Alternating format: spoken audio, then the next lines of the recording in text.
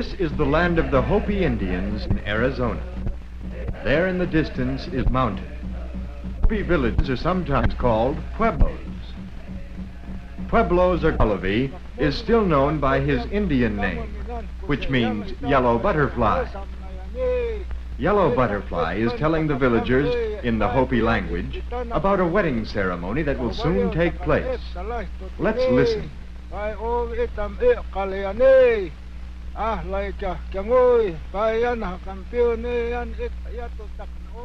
Weddings are an important part of the lives of Hopi people. How do these people live? What are some of the things they do? Let's see. The people of the village are usually at sunrise. Early in the day, the men set out for the valley below the mesa, some to tend their crops, others to tend their sheep. The sheep graze in the level lands below the mesa. Many Hopi Indians raise sheep. The man on horseback is one of the shepherds of the village. His name is Bob. This is a hot and very dry country, hence for Bob's flock to eat. Many lambs have been born this year. Like most Hopis who raise sheep, Bob keeps them for their wool. Although some Hopis raise sheep, most of the village men work in the fields below the village, raising crops for food. Ralph is using a digging stick to plant his corn crop. He uses the digging stick to make a deep hole in the ground. The corn must be planted deep if it's to take root and grow in the dry and sandy soil. It takes patience and hard work to grow corn in Hopi land. Besides planting corn, Ralph has other things to do today. He goes down to the well for water to irrigate his fields. This is the Hopi method of irrigating crops and has not changed for many centuries. He scoops the water from the well into an opening. From this opening, the water flows downhill through an irrigation ditch and into Ralph's vegetable garden. Water is very important in the dry desert land of the Hopis. Every day, water must be carried to the village high on the mesa.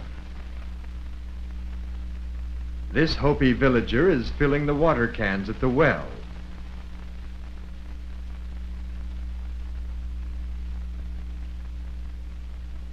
Small donkeys or burros are used by the Hopis to carry heavy loads. Though trucks are being used more and more, many Hopis still use the sure-footed burros for transportation over the rough, rocky land of the mesa. And so the villager drives his burros back toward the Hopi village with the precious supply of water. Meanwhile, at the village, the women are not idle. They also have many tasks to do. Today, Mrs. Hotewa is teaching her daughter, Jane, how to grind corn into meal. Now watch me closely, says Mrs. Hotewa. Jane puts down her doll so that she can watch. Mrs. Hotewa puts dried kernels of corn on the flat grinding stone. She grinds the kernels with a smaller stone called a metate.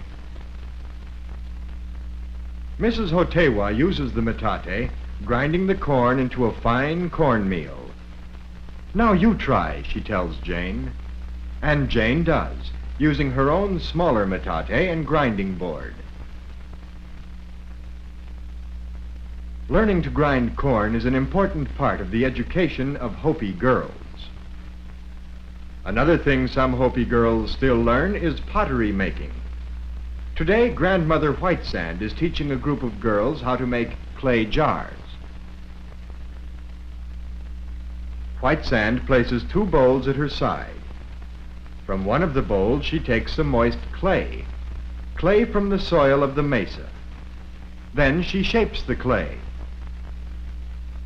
This will be the bottom of the jar. Then she rolls another piece of clay into a long strip. This piece of clay is joined to the bottom piece. This is the beginning of the sides of the jar. More pieces of clay are added and the jar is almost finished. Finger marks on the jar have to be taken off by using a smooth stone scraper. One of the girls asks if the jar is finished. "No," says Grandmother Whitesand. "We must use the wet scraper a little more until the jar is smooth."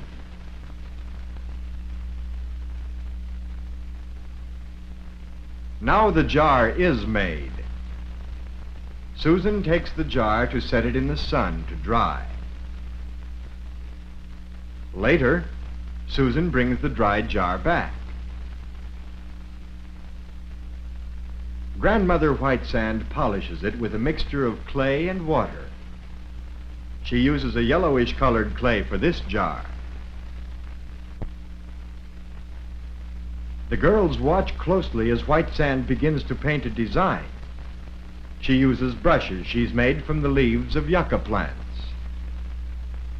Whitesand also made her paints from desert minerals.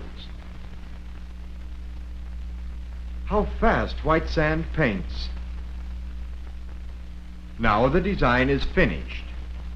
One more thing has to be done before the jar can be used.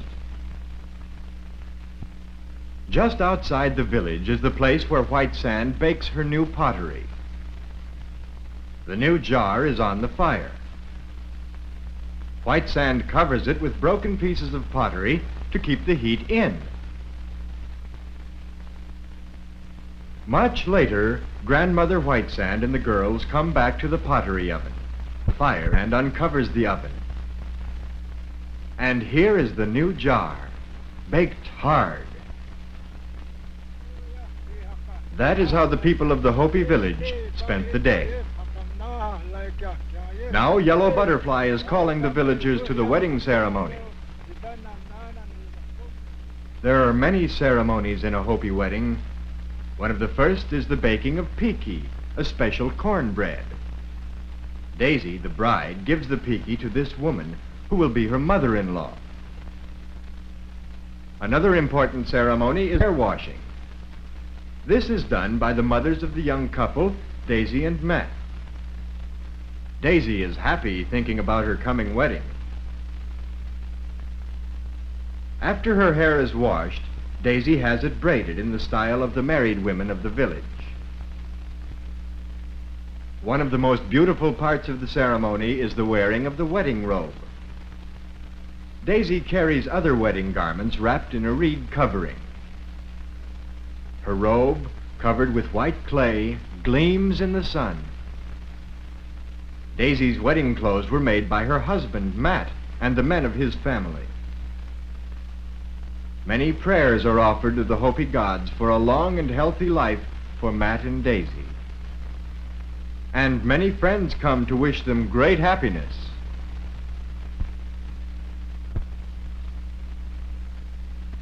Now they will go to live in the home of Daisy's parents until they build a home of their own. This is the Hopi custom. May they continue, says Yellow Butterfly, to live in the spirit of the Hopi people, whose name means peace and friendliness.